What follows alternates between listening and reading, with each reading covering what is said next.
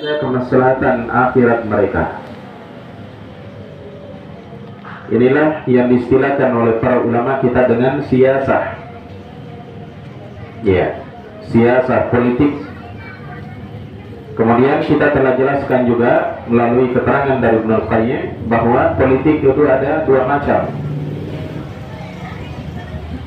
Ada politik ya, siasah syar'iyah, politik syar'i, dan ada siasah batilah. Siasah yang batil, siasah yang tidak syar'i, yaitu siasah politik yang menyelisih syariat. Ya. Ibnu Qayyim juga menjelaskan bahwasanya salah satu di antara bentuk kerancuan dalam berpikir, kesalahan dalam berpikir, berkeyakinan, ada orang yang membagi ya syariat dipisahkan dari siasah, dari politik. Padahal politik ini adalah bagian dari syariat. Kecuali kalau politik yang batilah, politik yang tidak syar'i, politik busuk yang dijalankan oleh manusia pada hari ini, nah itu mungkin boleh kita katakan ya, ini di luar dari syariat.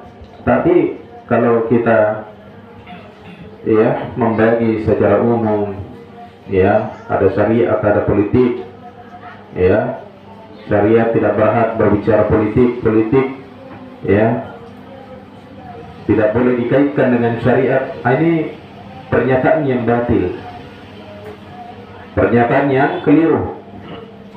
Ya.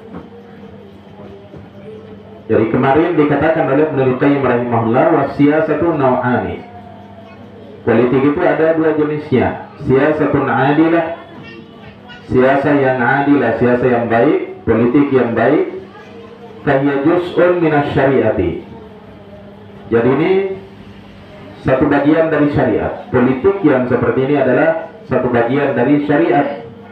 Wa qismun min aqsamiha, dan satu jenis di antara jenis-jenis syariat. La qasimatuha, bukan lawannya. Jadi tidak boleh dipertentangkan syariat dengan politik. Karena politik ini, siasah ini bagian dari syariat, kecuali kalau siasah ghairu syar'iyyah, siasah batilah ya, politik batil yang berseberangan dan syariat, ini baru boleh cocok ya, paham ya? Wasiyasatun batilah, kata Ibnu Qayyim, wasiyasatun batilah, jenis yang kedua siasah yang batilah, yang batil ya, mudaddatun li syariati, mudaddatad dzulmi lil adli.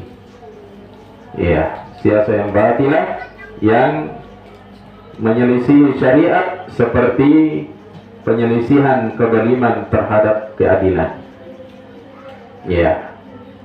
Atau kita boleh kita terjemahkan ya, siasah batilah itu yang melawan syariat ya, menyalahi syariat seperti halnya kezaliman menyalahi keadilan. Ya. Ila angkala, sampai kemudian Ibnu Qayyim berkata, fahadzal faslu huwa farqu ma baina warathatil anbiya'i wa ghairihim. Pasal ini merupakan pembeda ya, sesuatu antara pewaris para nabi dan selain mereka. Ya.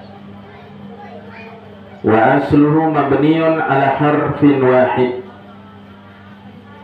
dan prinsipnya perkara itu terbangun di atas satu kalimat, satu prinsip. Wa huwa umumu risalatihi sallallahu alaihi wasallam bis sunnati ila kulli ma yahtaju ilaihi al-ibadu, yaitu ya keuniversalan, keumuman ya, risalahnya Nabi sallallahu alaihi wasallam melalui sunnahnya kepada seluruh perkara yang dibutuhkan oleh para hamba, fi ma'arifihim wa ulumihim, dalam pengetahuan dan ilmu mereka.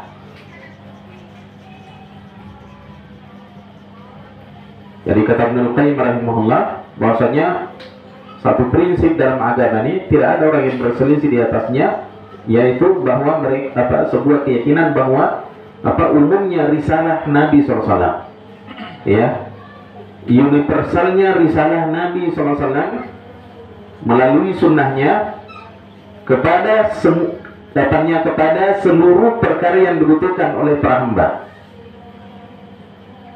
dalam hal pengetahuan dan ilmu mereka. Artinya begini, risalahnya Nabi SAW itu mencakup membahas semua perkara yang perlu diketahui oleh manusia, perlu diilmui oleh manusia, yang terkait dengan kemaslahatan hidup mereka di dunia bahkan di akhirat.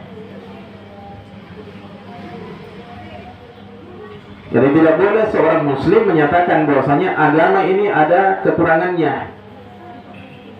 Agama ini tidak membahas politik, sehingga kita butuh kepada politik-politik yang lain. Kenapa demikian? Tidak boleh kita nyatakan seperti ini, karena agama ini adalah agama yang universal, agama yang sempurna, sudah membahas semua perkara yang dibutuhkan oleh para hamba.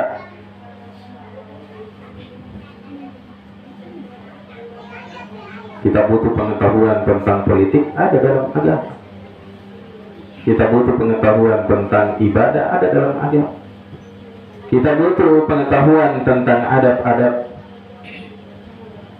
dalam berinteraksi, adab-adab makan, adab-adab tidur, adab-adab masuk WC, adab-adab berkendaraan, semua ada dalam Islam. Apalagi masalah besar yang seperti mengurusi orang banyak, masalah kenegaraan, masalah politik, semua ada dalam Islam. Jadi keliru kalau ada orang menyatakan ada syariat, ada politik. Syariat bukan politik, politik bukan syariat. Itu salah. Berarti ini orang ini tidak mengerti syariat, tidak mengerti Islam. Ya. Baik.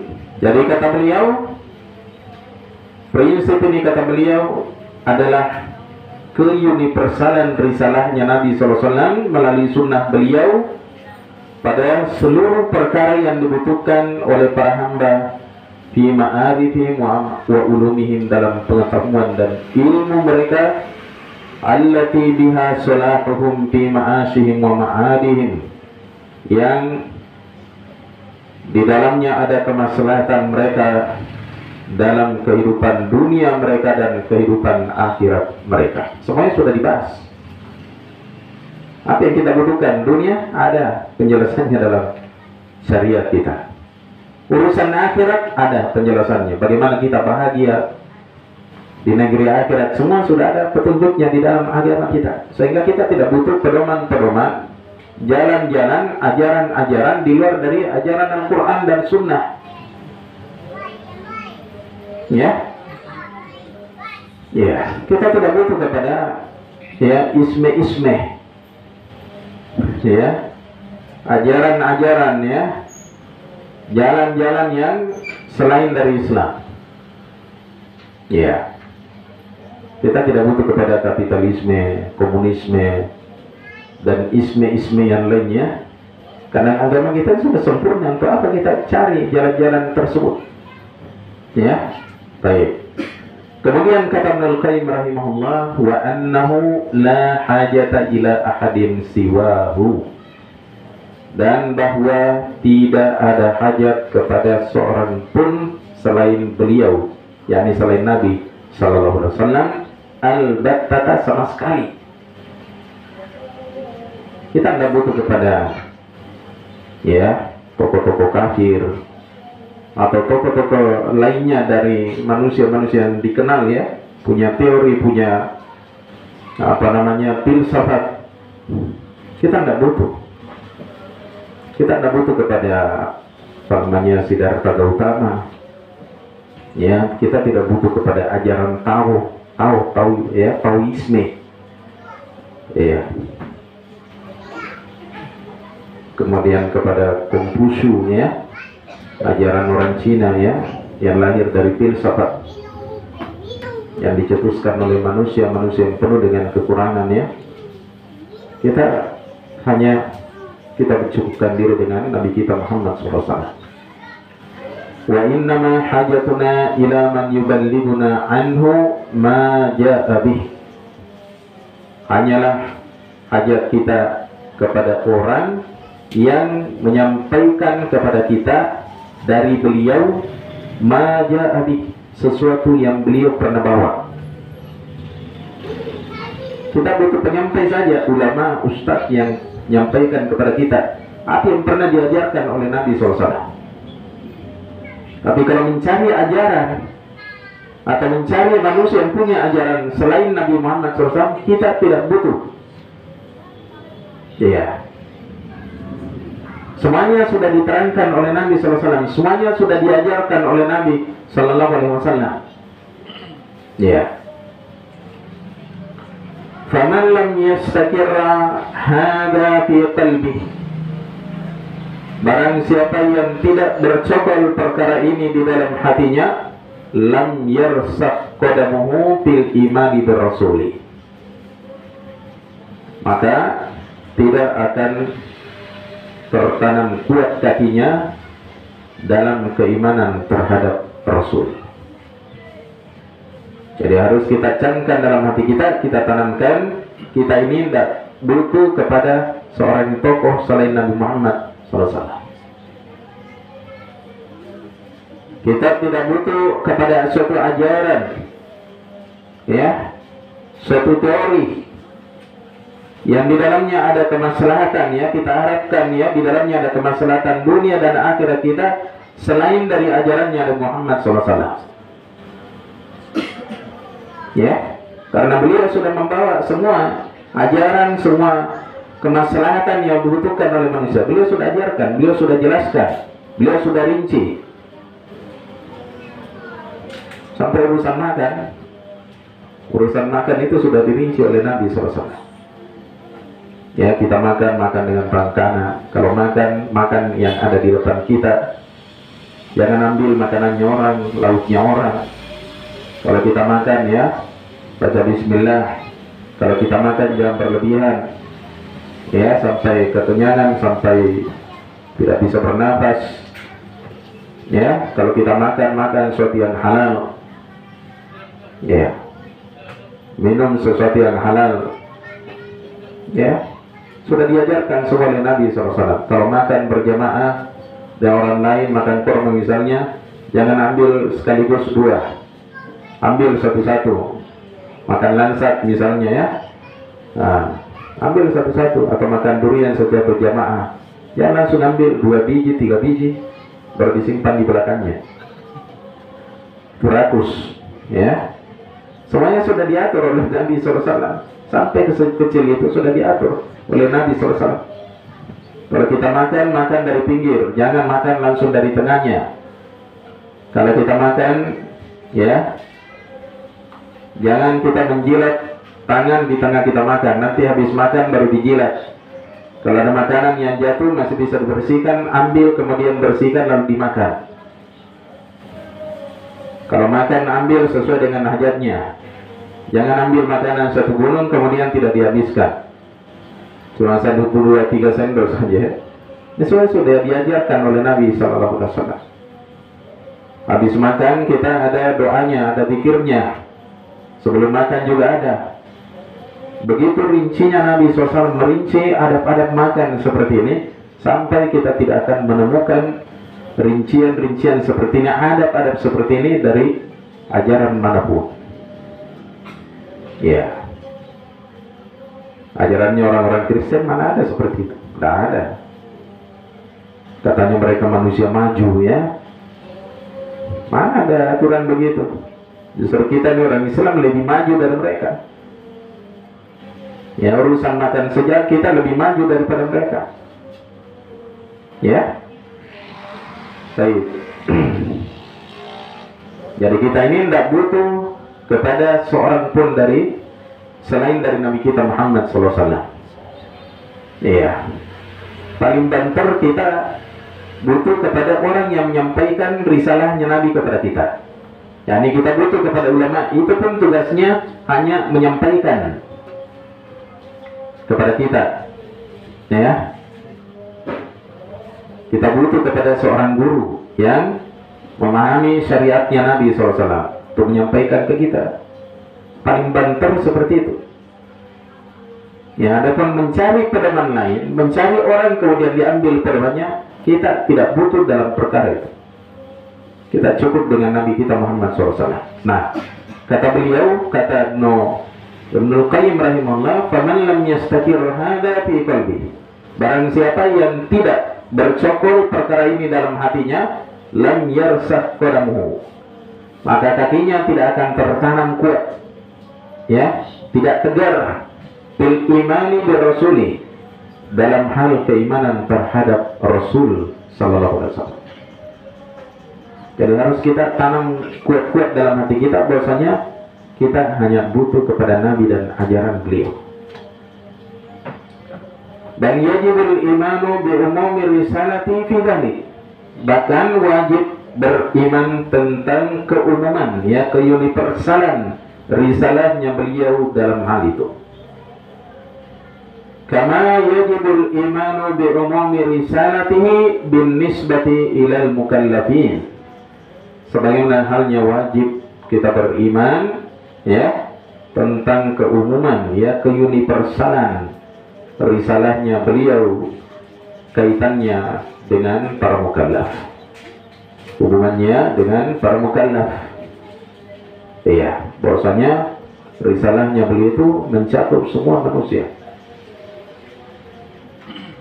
Makanya Allah perintahkan kepada Nabi kita Muhammad SAW, "Qul inni Rasulullahi ilaikum jami'an." Ya, katakan, ya, wahai manusia, sungguhnya saya adalah Rasul kepada kalian semuanya. Bukan kepada bangsa Arab saja, kepada seluruh manusia. Ya, baik. Fakama la yakhruju ahadun,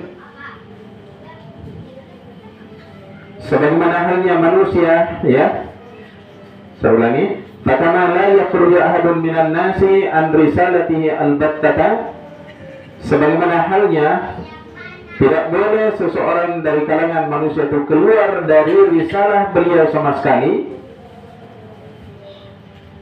Fakadzalika la yakhruju haqqun minal ilmi bih wal amali bih amma ja'a bih, maka demikian pula tidak akan keluar kebenaran berupa ilmu dan pengamalannya, ya, dari sesuatu yang dibawa oleh beliau sallallahu alaihi wasallam. Artinya, kalau kita mau cari kebenaran, jangan sekali-kali kita keluar dan mencari kebenaran dari selain beliau sallallahu alaihi wasallam. Ya, jangan sama sekali kita mau cari, karena tidak akan ada kebenaran, ya, kecuali sudah dijelaskan oleh Nabi sallallahu alaihi wasallam. Ya, fama ja'a bihi huwal kafil ladzi la hajata bil ummati ila siwahu. Karena itu kata Ibnu Qayyim, ya, apa saja yang beliau bawa, dia merupakan perkara yang cukup, yang tidak ada hajat bagi umat ini ila siwahu, kepada selainnya. Ya, tidak perlu kita kepada selain ajarannya Nabi SAW. Apa yang beliau bawa berupa Al-Quran dan Sunnah itu sudah mencukupi kita. Tinggal kita mau pelajari atau tidak, kita kaji atau tidak. Nah, ini masalahnya. Ya, karena semua yang kita butuhkan terkait dengan kebutuhan dan kemaslahatan kita di dunia atau di akhirat, semuanya ada dalam syariat Rasulullah SAW. Semua ada dalam Al-Quran dan Sunnah. Ya, baik. Wa innama yahtaju ila ghairihi man qalla nasibuhu min ma'rifatihi wa fahmihi. Hanyalah, ya, butuh kepada selain ajarannya Nabi, syariatnya Nabi SAW, orang yang sedikit bagiannya dari pengetahuan dan pemahaman. Artinya Hanya orang bodoh saja yang apa nih, yang butuh kepada selain ya syariatnya Nabi kita Muhammad sallallahu alaihi wasallam. Ya. Wa bihasabi qillati nasibihi min dzalika takunu hajatuh. Ya, tergantung ya atau berdasarkan ya sedikitnya bagian seseorang dari hal itu, takunu hajatuhu, maka hajatnya juga seperti itu. Jadi kalau pengetahuannya tentang agama kurang, maka pasti hajatnya terhadap agama, terhadap syariat juga sedikit. Ketika dia menganggap kebutuhannya terhadap syariat sedikit, otomatis nanti dia akan mencari yang lain, menurutnya lebih bagus, lebih banyak, lebih berharga. Nah itu kejahilannya dia ya, sampai dia bersikap seperti itu. Wa illa faqad tuwfiya Rasulullah sallallahu alaihi wasallam wa ma min ta'irin yuqallibu janahaihi fis sama'i illa wa qad dzakara lil ummati minhu ilman. Ya. Kalau tidak, maka sungguh Rasulullah sallallahu alaihi wasallam diwafatkan sedangkan tidak ada seekor burung pun yang membolak-balikkan kedua sayapnya, mengapak-ngapakkan kedua sayapnya di langit, illa waqad dzakara lil ummati minhu ilman, kecuali sungguh beliau telah menyebutkan bagi umat ini dari hal tersebut ilmu. Nabi SAW sudah sebutkan ya ilmunya tentang burung yang terbang di udara tersebut. Ya. Seperti misalnya Nabi ajarkan kepada kita, tidak boleh kita menjadikan burung itu sebagai ya latihan menembak, dijadikan sebagai sasaran menembak. Tidak boleh kita menyembelihnya dengan pisau yang tumpul, harus yang tajam. Kita mengasah pisau, tidak boleh di depannya.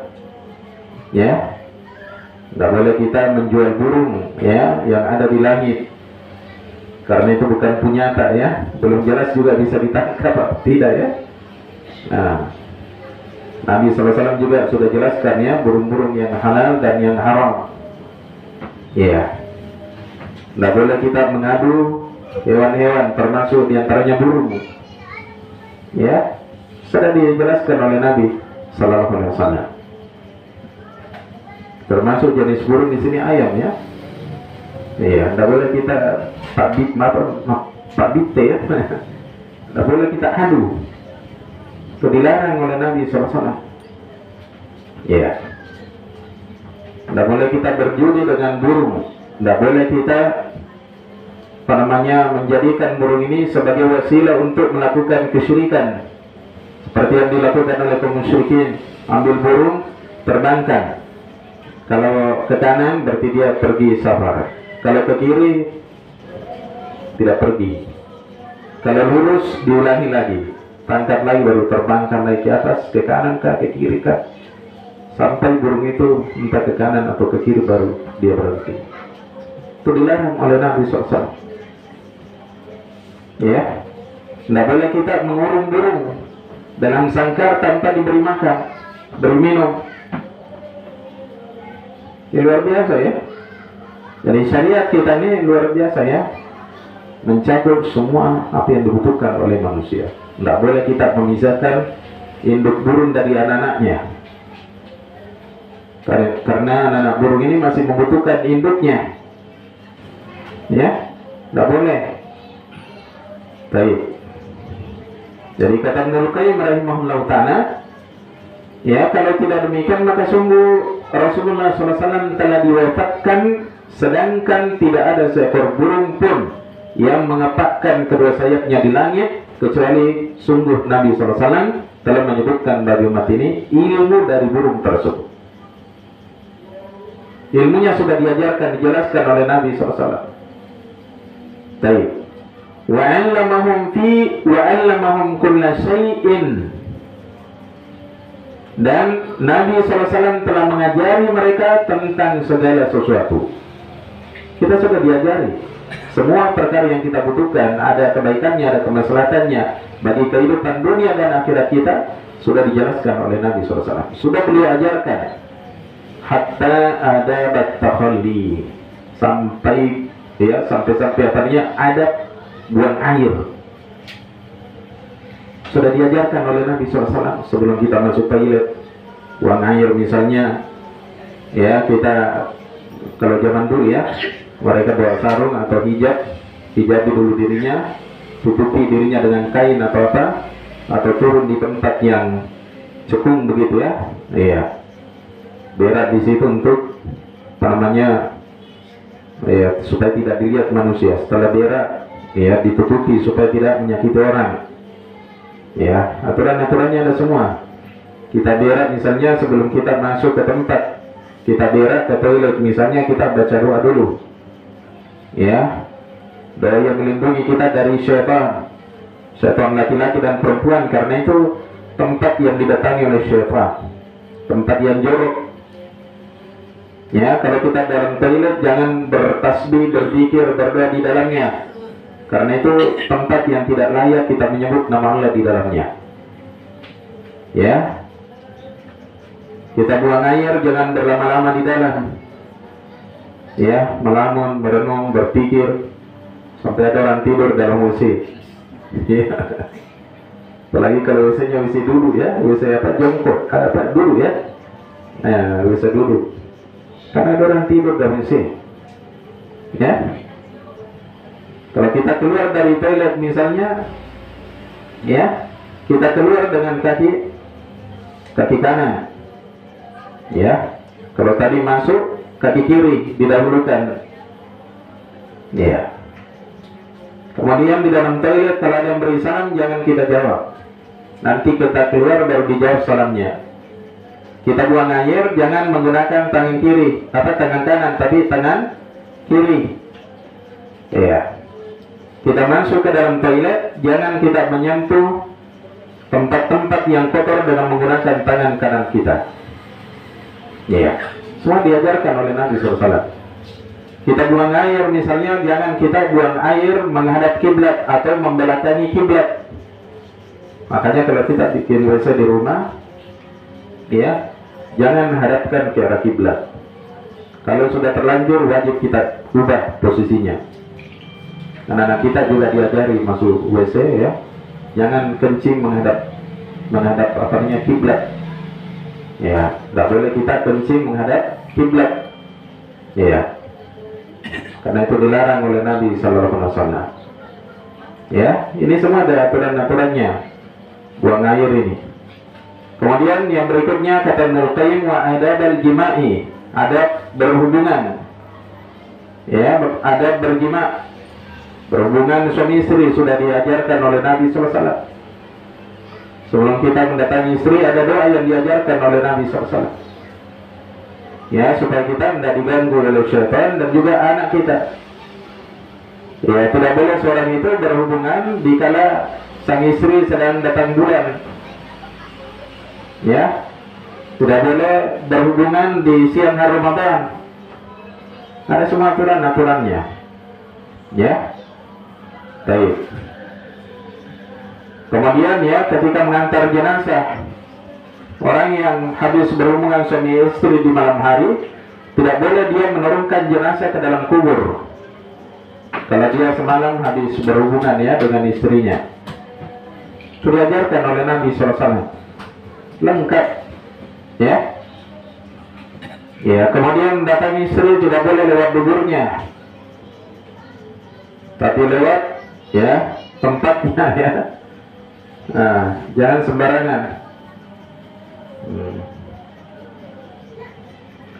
Kemudian ya ulam naumi, adab-adab tidur sudah diajarkan oleh Nabi SAW. Ada doa tidur ya, Bismillahirrahmanirrahim amutu wa ahya, atau kita baca ayat kursi, atau kita baca 3 kul huwallahu 3 kali ya, kul a'udzu birabbil falaq 3 kali, kul a'udzu birabbin nas 3 kali. Caranya bagaimana? Kul huwallahu dulu baca 1 kali, al-falaq 1 kali, an-nas 1 kali. Percikkan sedikit ludah ke telapak tangan kita. Setelah dipercikkan kita gosokkan begini baru usapkan bagian tubuh depan sampai ke kaki, kemudian bagian belakang ya, yang bisa dijangkau oleh tangan kita, semuanya di depannya diusap ya. Nah, ulangi lagi 2 kali, 3 kali, sampai 3 kali. Ya, itu diajarkan oleh Nabi SAW. Kalau kita tidur, Nabi SAW mengajarkan kita tidur, ya, berbaring ke pipi sebelah kanan. Kita tidur di atas apa namanya? Telapak tangan kita sebelah kanan, ya, pipi kita menempel ya sebelah kanan ke telapak tangan kita sambil tidur ya. Bagus lagi menghadap kiblatnya, supaya kita mengingat kematian, bahwa nanti kita begitu dikubur tidur seperti itu. Kita dilarang oleh Nabi SAW tidur telungkup, perut menghadap ke bawah, itu dilarang oleh Nabi SAW. Ya, tidak boleh kita tidur telungkup. Ya, yang dibolehkan hanya apa? Terlentang begini, perut menghadap ke langit, atau ke kiri atau ke kanan boleh. Adapun ya perut menghadap ke tempat tidur ke bawah itu dilarang oleh Nabi. Itu cara tidurnya penduduk neraka. Ya, kalau kita tidur misalnya, ya, kita tidur secara berjamaah, jaga aurat kita. Jangan menggunakan apa namanya sarung yang mudah tersingkat ya, sampai teman kita satu kamar mungkin saja melihat ya aurat kita dalam keadaan kita tidak sadar. Ya, sebelum kita tidur ya, kipas dulu tempat tidur kita sebanyak 3 kali sambil baca bismillah dengan sarung. Nah, ini saya yakin pasti masih banyak yang belum mengamalkan ini ya. Ya, sudah ada yang mengamalkan?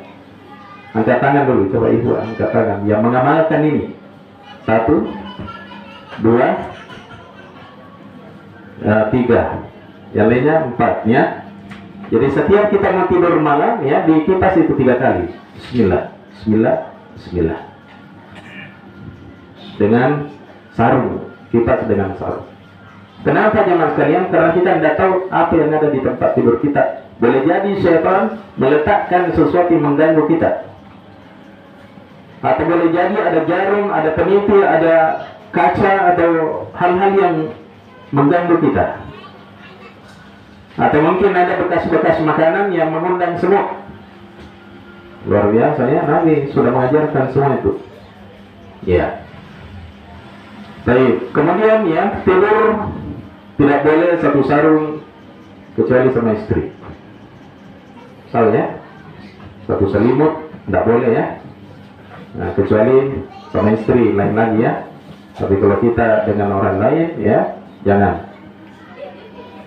Ya, kalau anak sudah besar, tidur dipisah, laki-laki perempuan dipisah, tempat tidurnya dipisah. Jangan satu ranjang ya, satu bed ya. Mungkin ada bilang, bagaimana kalau bednya di bawah Ustaz bertingkat? Tidak apa-apa, yang penting dia tidak satu kasur ya. Lebih bagus lagi anak laki-laki dibikinkan kamar sendiri, anak perempuan dibikinkan kamar sendiri ya. Tapi kalau tidak ada ya mau apa lagi ya, terpaksa apa namanya ya, satu kamar tapi tetap dipisah kasurnya. Jangan disamakan anak laki-laki dan perempuan dalam satu kasur. Ini semua ada aturan-aturannya ya. Kemudian ya, wal qiyami wal qu'udi, adab-adab berdiri dan duduk sudah diajarkan oleh Nabi SAW. Hal yang terkait dengan berdiri, kadang kita wajib berdiri seperti dalam sholat, wajib kita duduk seperti dalam tasyahud. Berdiri, tidak boleh kita berdiri ketika guru masuk di dalam kelas, itu dilarang oleh Nabi. Pengagungan yang berlebihan. Ketika imam duduk sholat, tidak boleh makmum berdiri ya, harus ikut bersama dengan imamnya duduk misal ya. Iya, ini aturan-aturan yang sudah diatur oleh Nabi SAW. Ketika ada mayat yang lewat, kita disunahkan untuk berdiri melihat jenazah yang lewat sampai hilang dari pandangan kita. Ya. Ini urusan-urusan yang sudah diatur sedemikian rupa oleh Nabi Sallallahu Alaihi Wasallam. Ya. Kemudian wal akli wasyurbi, ya, makan dan minum. Semua adab-adabnya makan minum sudah dijelaskan oleh Nabi Sallallahu Alaihi Wasallam. Ya, mana makanan yang halal, mana makanan yang haram, adab-adabnya sudah semua. Warukubi wan nusul, mengendarai kendaraan, ya, dan turun, ya, ini turun dari kendaraan, ya, atau mungkin masuk turun di sini, turun ke tempat yang cekung, ya, ada dikir-dikirnya, ada apa ya, dikirnya yang diajarkan oleh Nabi SAW. Baik, sudah azan ini? Ya, Baik, kita cukupkan dulu sementara, nanti kita lanjutkan habis sholat isya insyaallah taala. Subhanakallahumma wa bihamdika, asyhadu an la ilaha illa anta, astaghfiruka wa atubu ilaik. Assalamualaikum warahmatullahi wabarakatuh.